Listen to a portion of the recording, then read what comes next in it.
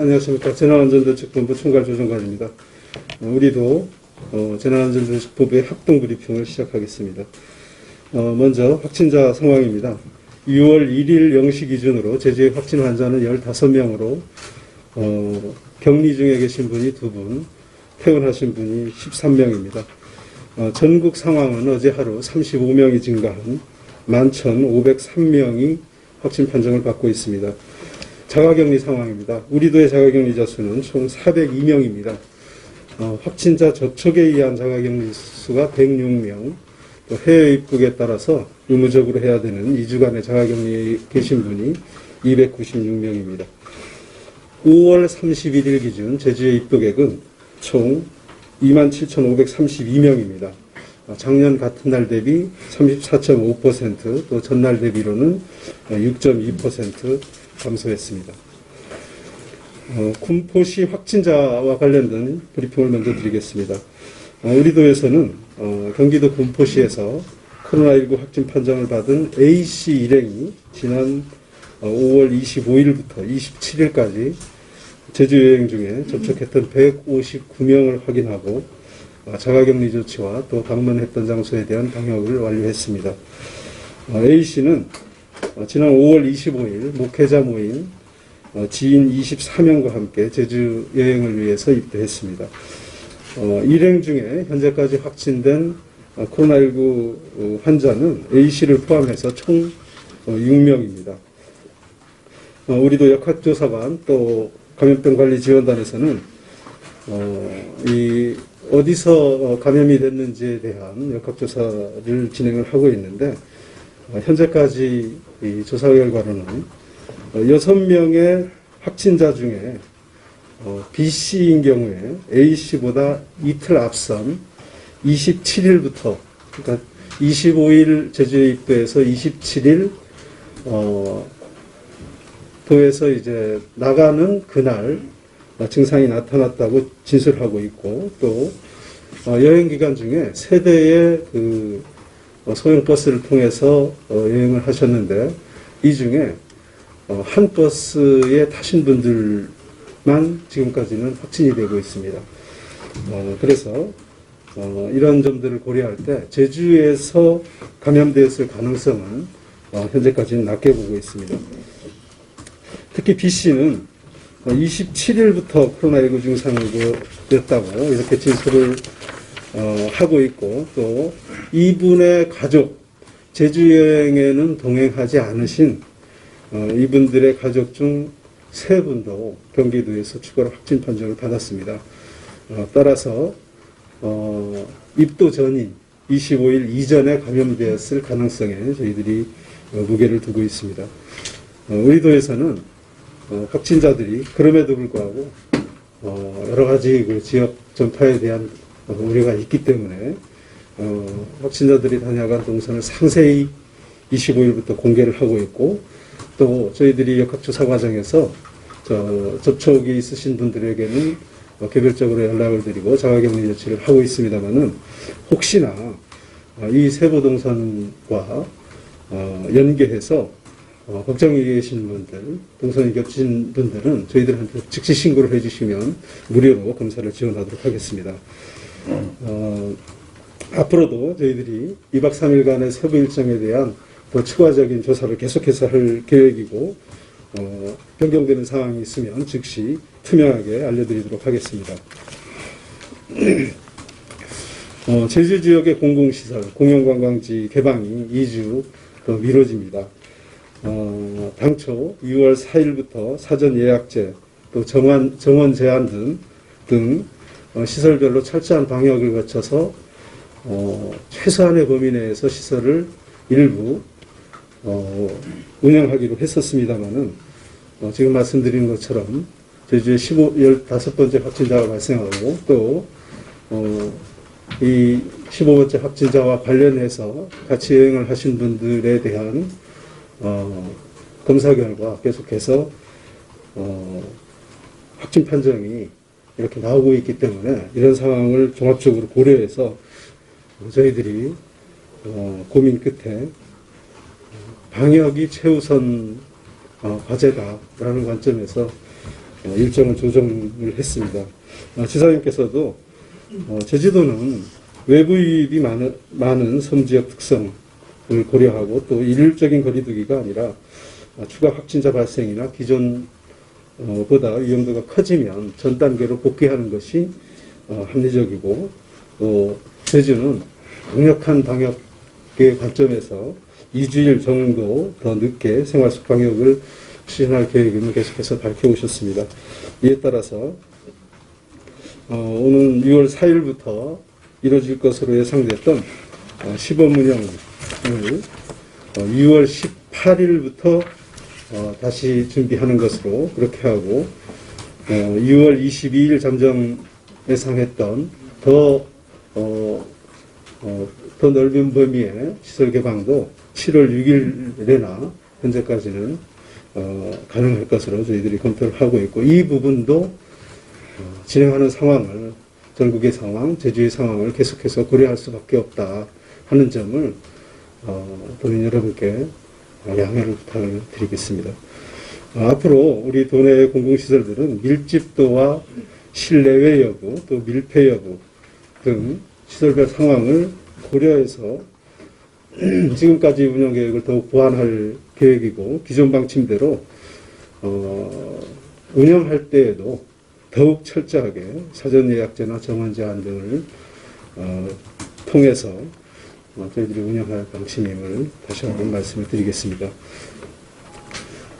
각종 행사인 경우에도 많은 분들이 이제까지 기다려 오시고 했는데 영상회의나 서면, 전화 등을 통해서 적극적으로 소통하는 기회를 갖도록 하고 불가피하여서 이렇게 행사를 갖게 되는 경우에도 참석 인원의 최소화, 방역적 수칙의 철저한 준수 등이 전제되지 않으면 지역사회에 대한 파급효가 크기 때문에 다시 한번 부탁 말씀을 드리겠습니다.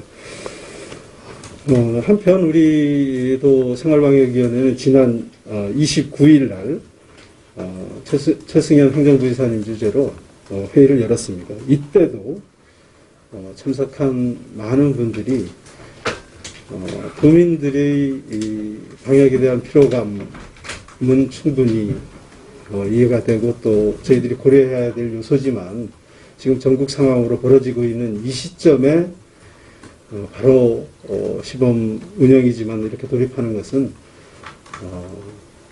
정말 신중을 기해야 된다 이런 의견들이 많이 있었습니다. 이러한 부분들을 종합적으로 고려해서 지사님께서 어제 긴급 대응회의를 가지시고 여러 가지 다른 방안들이 논의와 함께 이 부분에 대한 논의도 재차 가졌다는 말씀을 드립니다.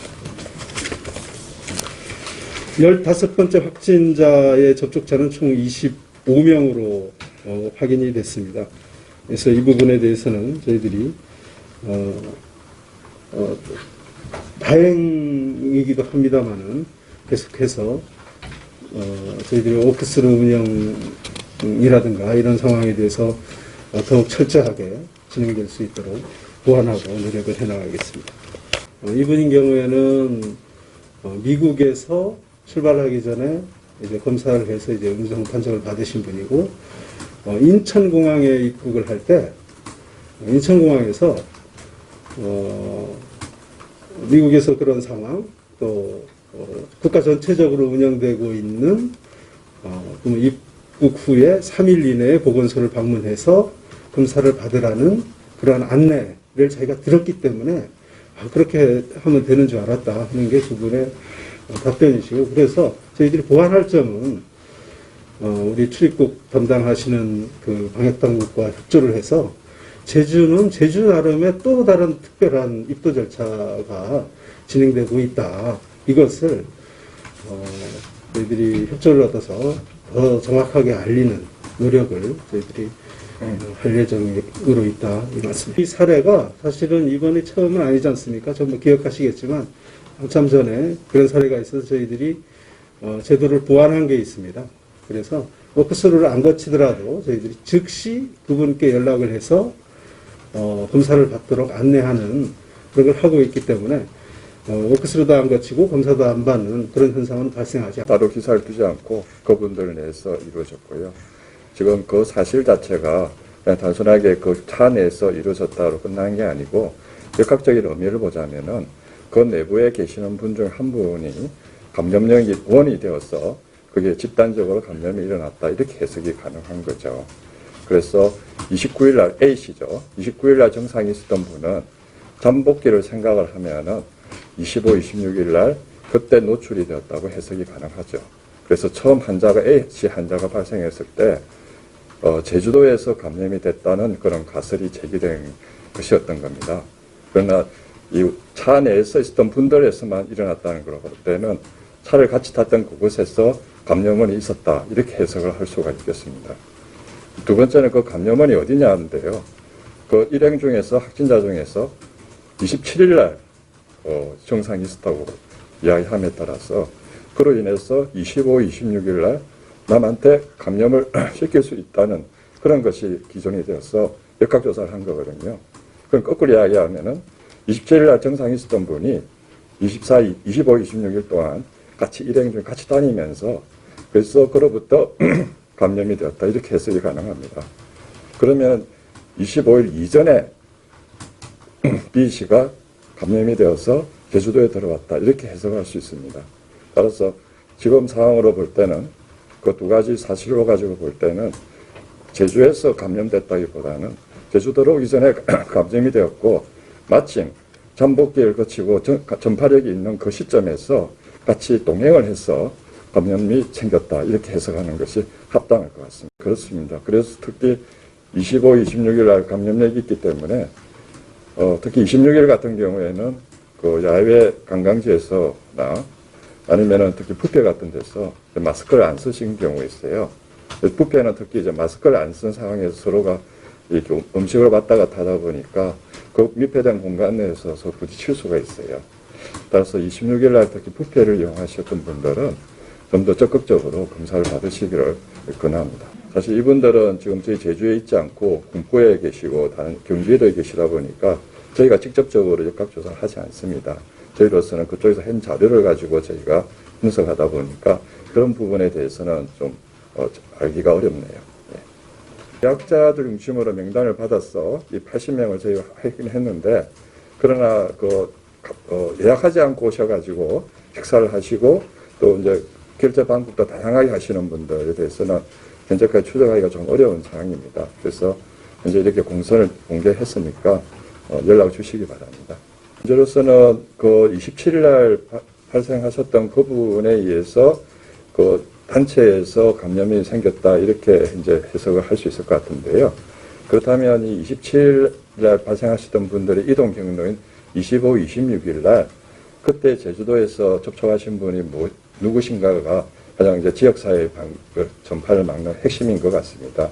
따라서 이 동선을 보시고 저희들에게 연락을 주시는 거가 중요할 것 같고요. 저희들로서는 이런 단체 관광객들에게서 증상이 없으신 분들에 대해서 오시는 것에 대해서 사실 방역을 하는 데서는 한계가 있습니다. 그러나 조금이라도 이상하다는 느낌이 있으시면은 여행 중이라도 저희 방역당국에 연락을 해서 검사를 적극 받으시는 것이 그 이후에 벌어지는 것들을 막을 수 있는 최선의 대책이 아닌가 그렇게 제안합니다. 뷔페 식당의 이용 특성상 그 확진자들이 마스크를 벗고 있었고 또 이분이 한 자리에 계속 앉아 있는 게 아니라 음식을 가지고 왔다 갔다 하다 보니까 그 현장에서 같이 뷔페를 이용하시던 분 사이에 카메라에 잡히지 않을 정도로 여러 곳에서 접촉이 있는 것이 확인이 되었습니다. 따라서 뷔페 식당의 특성상 그 시간대에 이용하셨던 분들은 노출이 됐다고 보는 거가 맞겠습니다. 물론 다른 이용하시는 분들도 마스크를 벗고 이용하시기 때문에 그런 면에서 마스크가 없는 상황에서 스쳐 지나가고 한 공간에 있었다는 점에서 여기서 환자가 발생할 가능성이 그 어느 곳보다 높다. 우선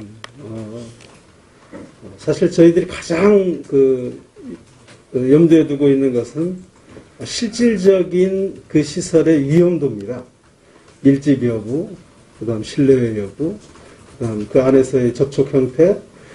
그래서 사실은 공공시설인 경우에 일부 시설인 경우에는 여러 가지 저희들이 그 제한 조치를 하면 공공시설의 개방을 어느 정도 용인할 수 있다 하는 생각은 늘 갖고 있고, 또 도민들께서 요구도 많으시고 또 그렇습니다. 그래서 저희들의 고민이 있는 건데요.